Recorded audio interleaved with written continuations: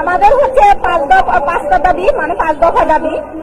তার মধ্যে আমরা হচ্ছে রিটেন পরীক্ষা বাতিল চাই, কেননা রিটেন পরীক্ষা নিয়ে বহুত এর আগে বহুত হচ্ছে অনেক দুর্নীতি হয়েছে। আর আমরা আফজাল ভাইয়ের কথা শুনছি, উনি রিটেন পরীক্ষা বাবদ বস্তা বস্তা টাকা নিয়ে পালিয়ে গেছে। তারপর হচ্ছে আমরা শুধু এমসিকিউর আমরা নেগেটিভ মার্ক বাদ চাই এবং 40 মার্কের আমরা পরীক্ষা চাই। আর একবার যে পরীক্ষা আমরা দেব ওইটাই যদি আমরা মানে পাস করি তাহলে আর পুনরায় তো সামনে যেতে হয়। বাট যদি আমরা ফেল করি তো আমরা পুনরায় আর পিছনে যাব না। আমরা যারা বৈষম্য শিকার হয়েছি তারাই আজকে মাঠে নেমেছি। আমরা 3 স্তরের পরীক্ষা বাতিল চাচ্ছি। 3 স্তরের পরীক্ষার মধ্যে লিখিত পরীক্ষাটা বাতিল চাচ্ছি সবার আগে। লিখিত পরীক্ষাটা আমরা পাচ্ছি না, কারণ আমাদের আশেপাশে দেশগুলোতে লিখিত পরীক্ষা নাই। আমরা চাই এমসিকিউ পরীক্ষা এবং ভাইভার মাধ্যমে আমাদের যাচাই করে আমাদেরকে তালিকাভুক্তি করা হোক। আমরা এই তালিকাভুক্তির জন্য আমরা পরীক্ষাহীন হয়ে আছি। আমরা এত বছর পাস করেও, আমরা লেখাপড়া করেও আর কপিল হয়েও আমরা উকিল না, কেননা আমাদেরকে বৈষম্য শিকার হতে হয়েছে। যারা বাণিজ্য করছে, যারা কোচিং বাণিজ্য এবং রিটার্ন পরীক্ষার মধ্যে টাকার বিনিময়ে সনদ বিক্রি করেছে, তাদের থেকে আমরা অপসারণ চাচ্ছি। আমরা চাই অনতিবিলম্বে আমাদের দাবিগুলো মেনে নিয়ে আমাদেরকে কোর্টে কাজ করার সুযোগ করে দেওয়া হয়। যেহেতু সরকার আমাদেরকে কোনো বেতন দিচ্ছেন না, সেহেতু আমাদেরকে মেলা যাত্রার মাধ্যমে আমাদেরকে একটা পরিচয় বহন করার সুযোগ দেওয়া হোক। আমরা 25 তারিখে মাননীয় আইন উপদেষ্টা বরাবর আমরা সহযোগিতা করেছিলাম, তারা সময় নিয়েছিলাম, কিন্তু সময় নেওয়ার পরেও আমরা আশানুরূপ কোনো ফল তাদের কাছ থেকে আমরা পাইনি। সুতরাং আমরা আজকে মাঠে নেমেছি। আমাদের মাঠে দাবি না মানা পর্যন্ত আমরা মাঠে থাকবো ইনশাল্লাহ। প্রয়োজনে আমরা আবার অনশনে যাব। তবে যদি আজকে আমাদের দাবিগুলো মেনে না নেন তাহলে আমরা সেই কর্মসূচিতে আমরা বাধ্য হবো। আমাদের সালের জন্য আমরা কর্মসূচিতে বাধ্য হবো। আমি নিজে একবার দিয়েছি, আমি ছাড়াও আমার যে সহযোগীরা আছে, আমার যে সহকর্মীরা আছে, তারা অনেকেই দিচ্ছে। অনেকে দেওয়ার পরেও যারা এই বৈষম্য শিকার হয়েছেন, যারা এমসিকিউ দিয়েছেন কিন্তু রিটার্নে পায় নাই, রিটার্নে কেন পায় নাই? 10 টাকা দিতে পারে নাই, যার জন্য রিটার্ন পাস করতে পারে নাই। যারা রিটার্ন একবার দিয়েছেন তাদের কথা বিবেচনা করে অন্তত বয়সে বিবেচনা করতে হবে, কারণ আমাদের বয়স বাড়ে, কমে না। ঠিক আছে, আমরা কতবার পরীক্ষা দিলে এমসিকিউ বা ভাইবা কতবার পরীক্ষা দিলে আমরা সনদ পাবো এটা আমরা নিজেরাও জানি না। এতদিনে 2015 সালের আগে যারা আইনজীবী হয়েছে তার নামমাত্র লিখিত পরীক্ষা দিত, কিন্তু তখন এমসিকিউ মাইনাস মার্কিং এই পরীক্ষাটা ছিল না।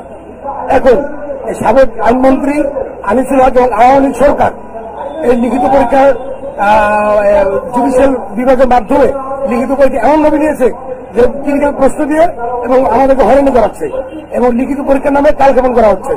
এখন আমার লিখিত পরীক্ষা এই কারণে বলতে যাচ্ছি, লিখিত পরীক্ষার মাধ্যমে দুর্নীতি করে সাবেক উপসচিব বার কাউন্সিলর আফজালুর রহমান তিনি কোটি কোটি টাকা আত্মসাৎ করেছেন এবং তার বিরুদ্ধে ইতিমধ্যে বর্তমান বার কাউন্সিলর সচিব তিনি শাহবাগ থানায় একটি ফৌজদারি মামলা করেছেন।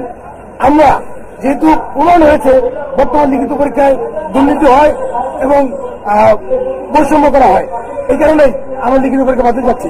আমরা একাধিকবার লিখিত পরীক্ষা দিয়ে এখন পর্যন্ত উত্তীর্ণ হতে পারিনি। এখন আমরা এমসিকিউ এবং ভাইভার মাধ্যমে মেধা যাচাই করে নিয়ে আমাদেরকে সনদ দেওয়া হোক। আমরা যেই পরীক্ষায় ফেল করবো ওই পরীক্ষাটাই দেবো। ধন্যবাদ। এর আগে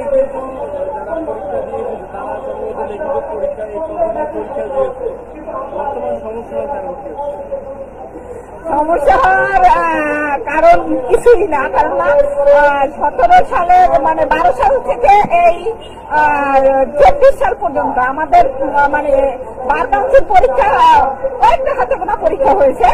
আর তারপর আমাদের মানে রেগুলারিটি নেই। আর আগের পরীক্ষা সিস্টেম যেরকম ছিল এখন পুরো 17 সালের পর থেকে মানে পুরো পরীক্ষা পদ্ধতি চেঞ্জ করে দিচ্ছে। তো এটা কোনো ব্যাপার না, পরীক্ষা মানে পদ্ধতি চেঞ্জ করবে, পরীক্ষা হার্ড হবে ছাত্রছাত্রীদের জন্য, সেটাই উচিত। বাট লিখিত পরীক্ষা অনেক দুর্নীতি চলে এখানে, মানে আমরা খাতাও রিভিউ করতে পারি না।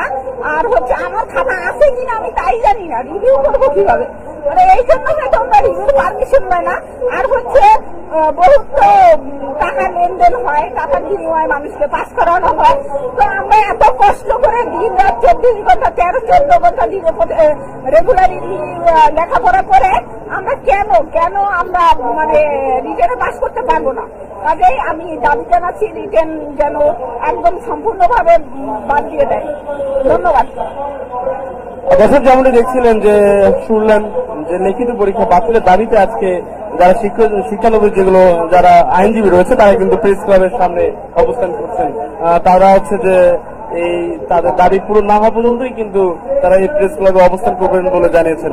আমরা দেখছি যে বাংলাদেশ বৈষম্য বিরোধী শিক্ষানবিশ আইনজীবী ঐক্য ফোরামের 6টি দাবি রয়েছে বাংলাদেশ বার কাউন্সিল কর্তৃপক্ষের নিকট। বাংলাদেশের সকল শিক্ষানবিশ আইনজীবীদের প্রাণের দাবি, যে তাদের যে 6টি দাবি রয়েছে আমরা একটু পড়ে শোনাবো আপনাদেরকে।